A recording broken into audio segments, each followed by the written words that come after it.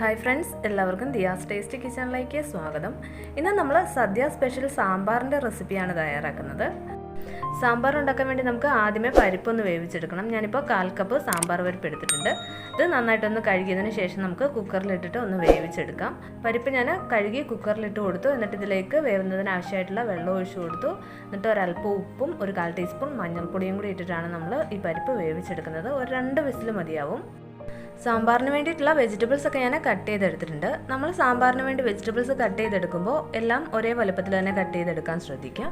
പിന്നെ വെജിറ്റബിൾസ് ഒക്കെ നിങ്ങളുടെ കയ്യിലുള്ള വെജിറ്റബിൾസ് ഒക്കെ നമുക്ക് ഇതിന് വേണ്ടിയിട്ട് യൂസ് ചെയ്യാം. ഞാനിപ്പോൾ ക്യാരറ്റ് ഒരെണ്ണം എടുത്തിട്ടുണ്ട്, ചെറിയുള്ളി ഒരു 10-12 എടുത്തിട്ടുണ്ട്.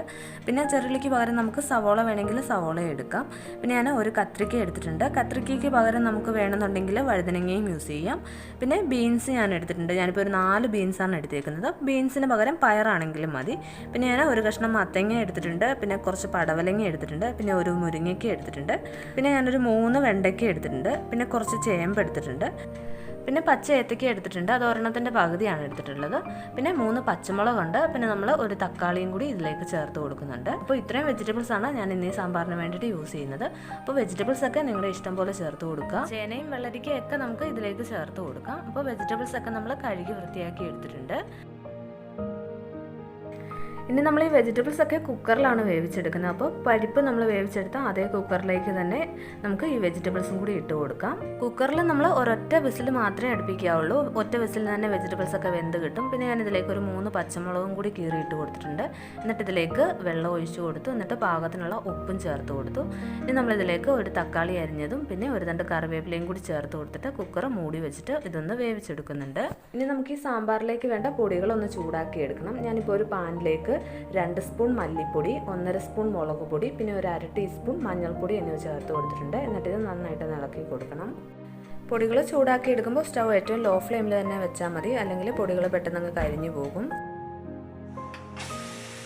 കുക്കറിൽ ഒരു വിസിൽ വന്നതിന് ശേഷം നമ്മൾ ഫ്ലെയിം ഓഫ് ചെയ്ത് വെച്ചിട്ടുണ്ടായിരുന്നു. വെജിറ്റബിൾസ് ഒക്കെ ഇപ്പോൾ വെന്ത് വന്നിട്ടുണ്ട്. ഞാനത് കുക്കറിൽ നിന്ന് വേറൊരു പാത്രത്തിലേക്ക് മാറ്റിയിട്ടുണ്ട്. ഇനി നമ്മളിതിലേക്ക് നമ്മളൊന്ന് ചൂടാക്കി വെച്ചിരിക്കുന്ന ആ പൊടികളും കൂടി ഒന്ന് ചേർത്ത് കൊടുക്കണം.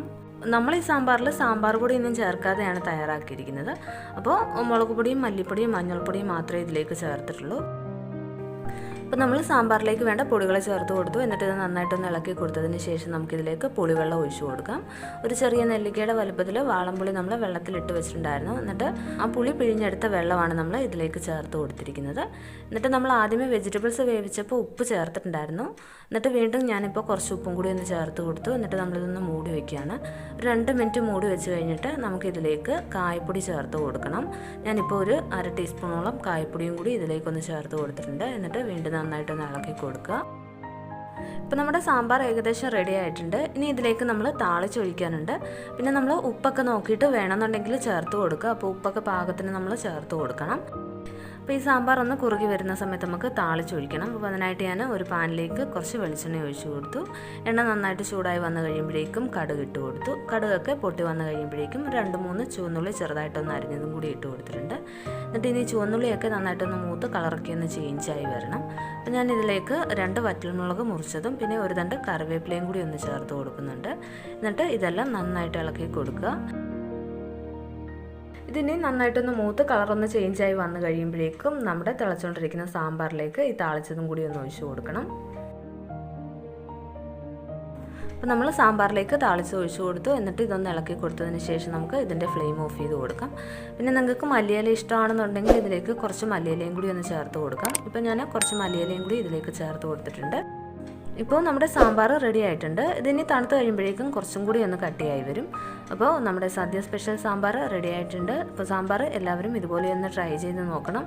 പിന്നെ നമ്മുടെ ഇന്നത്തെ ഈ വീഡിയോ ഇഷ്ടമായെങ്കിൽ നമ്മുടെ ഈ ചാനൽ സബ്സ്ക്രൈബ് ചെയ്യുക. പിന്നെ ഈ വീഡിയോസൊക്കെ ഇഷ്ടമായെങ്കിൽ ഫ്രണ്ട്സിനും ഫാമിലി മെമ്പേഴ്സിനും ഒക്കെ ഷെയർ ചെയ്ത് കൊടുക്കുക. അപ്പോൾ ഇനി അടുത്ത നല്ലൊരു വീഡിയോ ആയിട്ട് കാണാം. താങ്ക്